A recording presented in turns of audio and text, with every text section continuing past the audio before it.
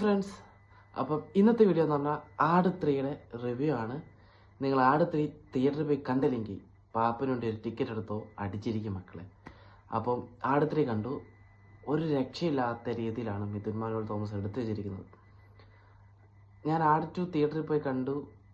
ഭയങ്കര ഇഷ്ടപ്പെട്ടൊരു സിനിമയാണ് ആട് 2. ഞാൻ തിയേറ്ററിൽ പോയി കണ്ട സമയത്ത് ആട് ഫസ്റ്റ് ഞാൻ ടി വിക്കകത്താണ് കണ്ടത് ആദ്യമായിട്ട്. അപ്പോഴും എൻ്റെ ക്യാരക്ടറും എല്ലാം. എന്നാൽ ആട് ഫസ്റ്റിനെക്കാട്ടും എനിക്ക് കൂടുതലായിട്ട് ഇഷ്ടം തോന്നിയത് ആട് 2 ആയിരുന്നു. പക്ഷേ ഇപ്പം ആട് 3 ആണ് എനിക്ക് ഒരുപാട് ഇഷ്ടപ്പെട്ടൊരു സിനിമ. ജയസൂര്യയുടെ കരിയറിലെ ഏറ്റവും അടിപൊളി സിനിമയാണ് ആട് 3 എന്ന് പറയുന്നത്.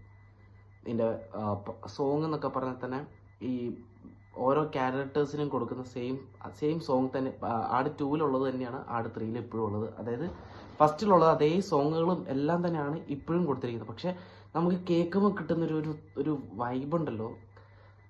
അതായത് ഇപ്പം ഞാൻ ഈ സിനിമ ഇത്രയും നല്ലതെന്ന് പറയാനുള്ള കാര്യം എന്ന് വെച്ചാൽ, ഞാൻ ഒരു നോർമലായിട്ടുള്ളൊരു വ്യക്തിയാണ്. അപ്പം എനിക്ക് തിയേറ്ററിൽ പോയിട്ട് കാണുമ്പോൾ ഒന്ന് വിസിലടിക്കാനോ ഇല്ലെങ്കിൽ ഒന്ന് കാരക്കുവാനോ ഒരു കോമഡി പറയുമ്പോൾ ചിരിക്കാനോ പറ്റുന്നൊരു സിനിമയാണെങ്കിൽ അത് അടിപൊളി, ഇല്ലെങ്കിൽ നല്ലൊരു സിനിമയാണ്.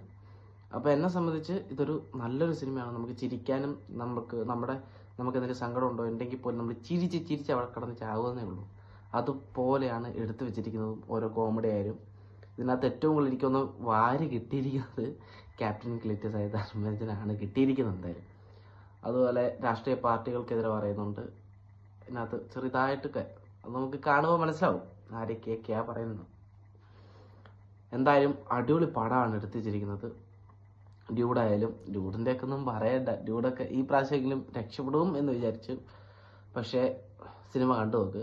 എൻ്റെ വീഡിയോ നിങ്ങൾക്ക് ഇഷ്ടപ്പെട്ടു ഞാൻ ലൈക്ക് ചെയ്യാനും ഷെയർ ചെയ്യാനും സബ്സ്ക്രൈബ് ചെയ്യാനും സപ്പോർട്ട് ചെയ്യാനും മറക്കരുത്. ഞാൻ പച്ചയായ രീതിയിലാണ് എല്ലാം പറയുന്നത്. എനിക്ക് ഇഷ്ടപ്പെട്ടെങ്കിൽ ഇഷ്ടപ്പെട്ടെന്നും ഇഷ്ടപ്പെട്ടില്ലെങ്കിൽ ഇഷ്ടപ്പെട്ടില്ല എന്നും ഞാൻ തുറന്നു പറയും. സപ്പോർട്ട് ചെയ്യാൻ മറക്കരുത്. അപ്പം ഇത്രയേ ഉള്ളൂ. ബൈ.